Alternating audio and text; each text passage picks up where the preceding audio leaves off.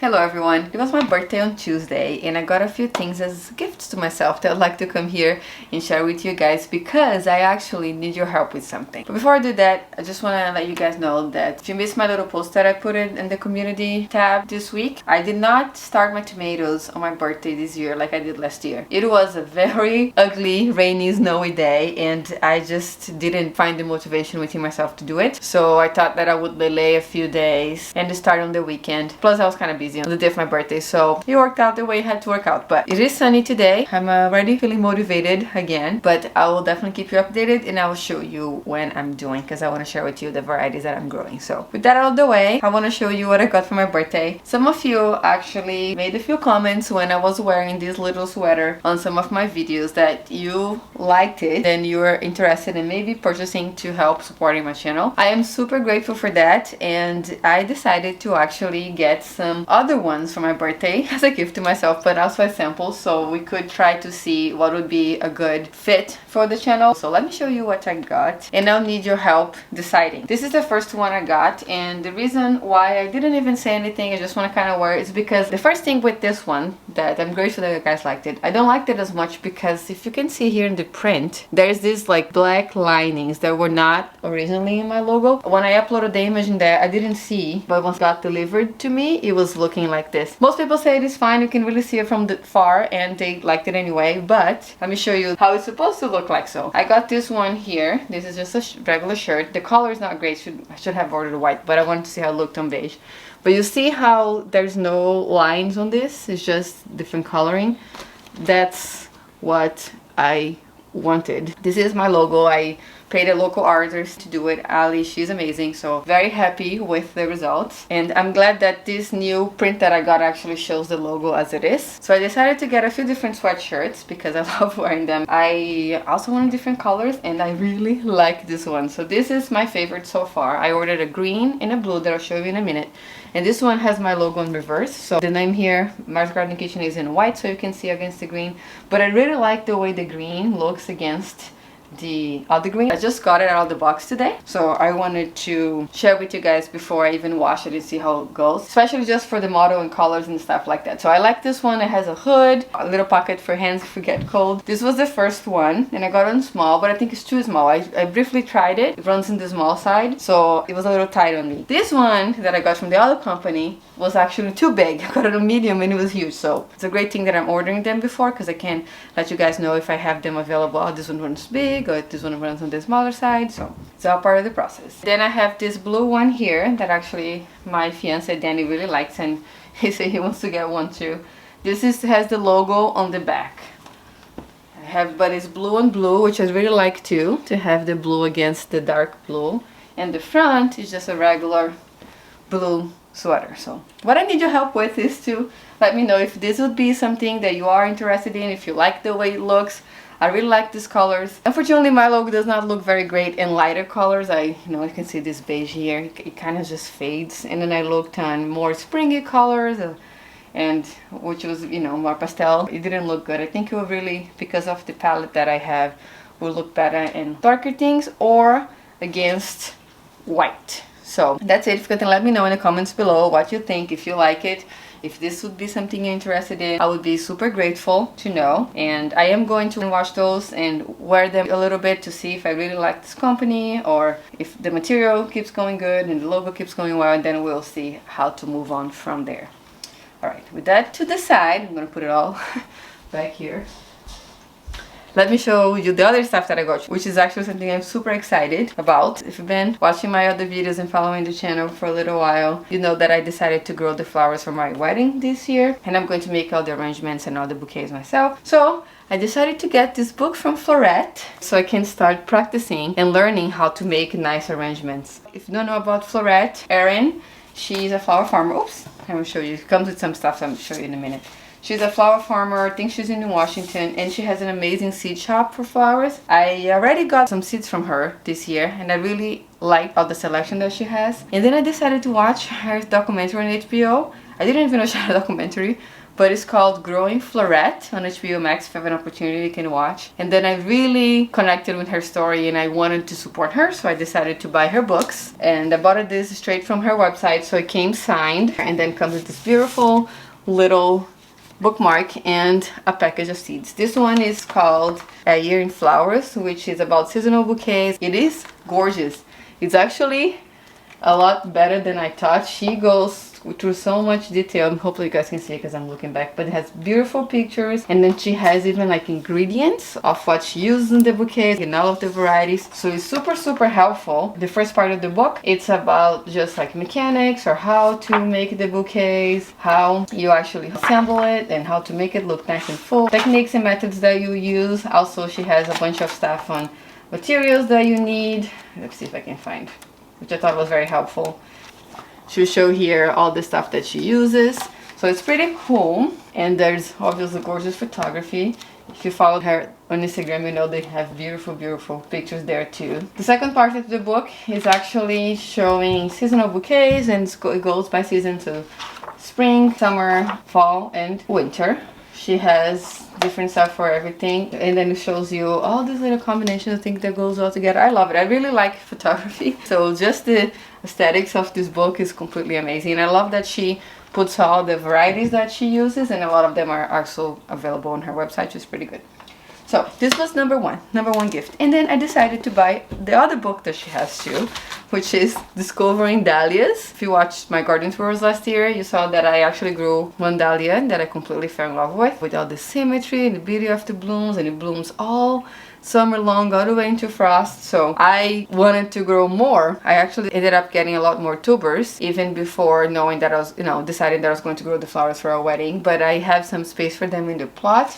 And oops, I bought this from her too. Everything's falling. But it also comes with this little seed pack from a dahlia mix from her breeding patch, and this nice little bookmark too. It has a lot of details and lots of beautiful pictures. And yes, I know I can find all this information online, but I really like to have the book first for inspiration, because I love to see her beautiful pictures and I love to see the things sort of arranged together, and I also want to support her work. So I think I'm very happy with this purchase or gift that I gave to myself. And I am very excited to learn more about growing dahlias too. And about the seeds, dahlias actually do not breed true to type, meaning that if you collect seeds from a dahlia that you have that actually might not look like the parent. They can come in all different sizes and shapes if you grow them from seed. That's why most people grow them from tubers, which is a clone of the original plant that you grow that you like. So last year I tried to save my tuber from my Marn dahlia that I really liked, and I think I failed. I got the whole clump up. I have a video when I was harvesting them, and it's just they shriveled, most of them. I have one tuber only that looks okay, but I think it's not gonna be viable, and it's downstairs right now. I'm not gonna go pick it up because my partner is downstairs.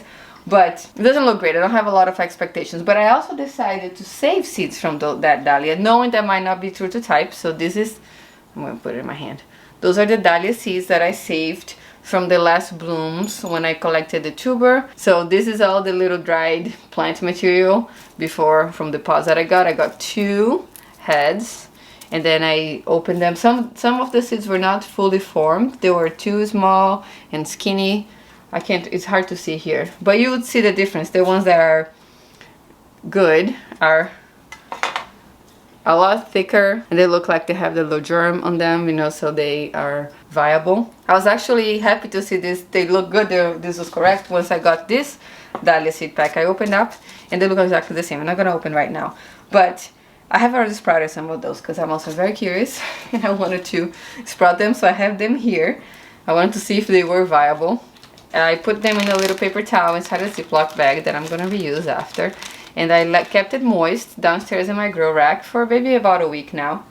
And check this out, I have a full seedling in here that sprouted out of it, so I need to plant this as soon as possible, and we're gonna have our own little dahlia breeding patch experience this year. Let's see how that goes. And something else that I got for my birthday, this is hopefully it's not too long of a video, but I want to show you guys everything.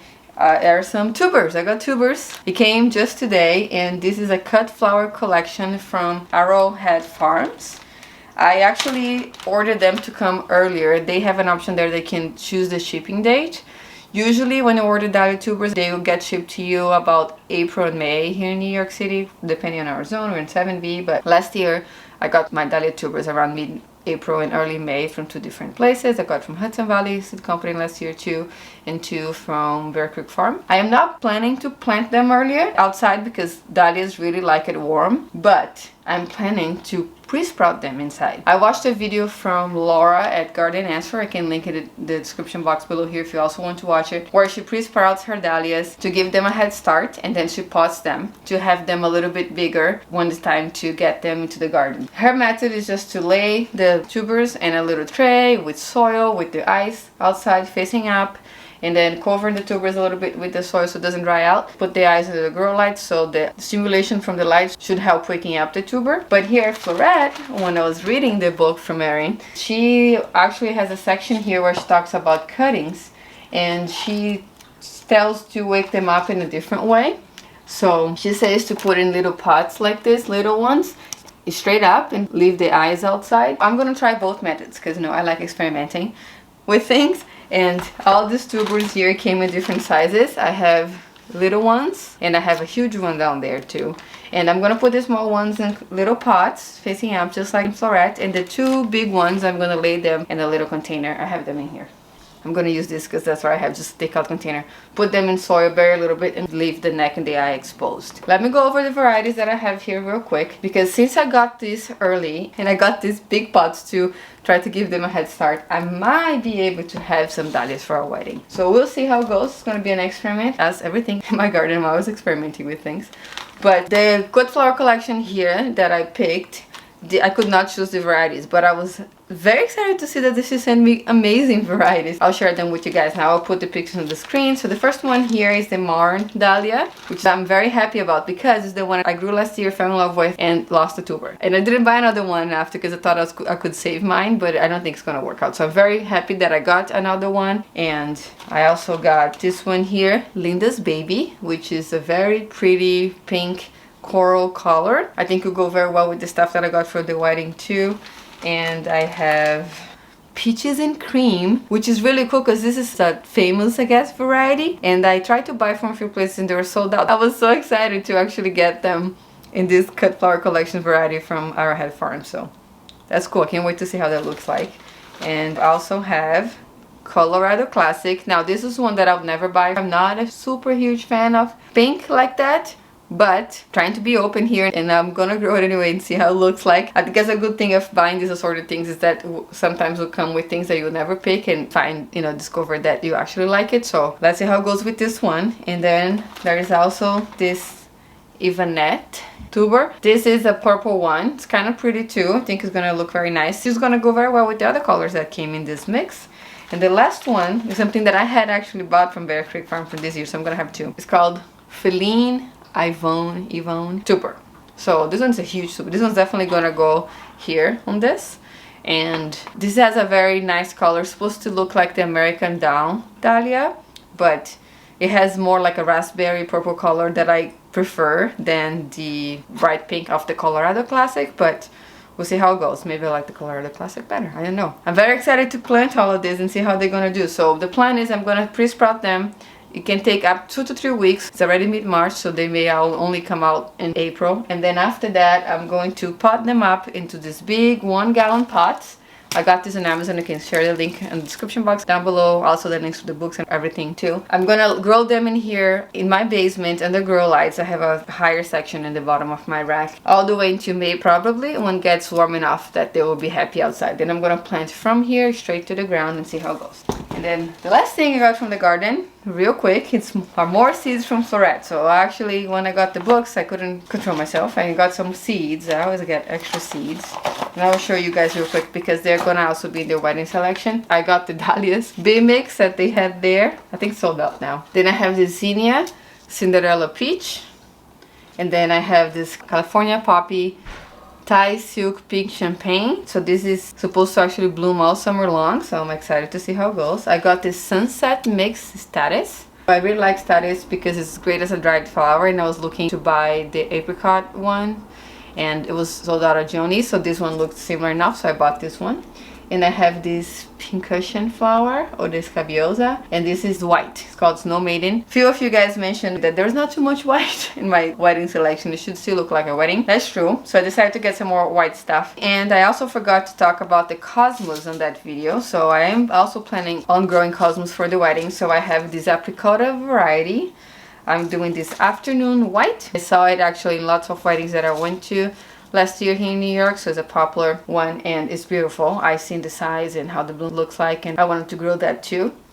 And I have this Rubenza Cosmos that's, I just love the color, and I ended up getting it too. But those are the three that I'm going to grow for the wedding as well. That will be it for this video today. Please let me know what you think about the sweatshirts. I am very excited to see if you like the colors. I really particularly like the green one. I thought it was really good to have that green on green. I can't wait to wash it and wear it and see how it goes. But if there's any colors that you like, or if you think the logo is too big, if it's better to do a little one with a logo on the side. I really like colorful stuff, so I really like the big logo in the front, but I'm curious to see if you guys will be open to that also or not. So thank you so much for watching today. If you missed the video that I talk about my wedding flowers, I'm going to link it over here so you can watch next, and let me know what you think about that too. Thank you so much again, and I'll see you next time.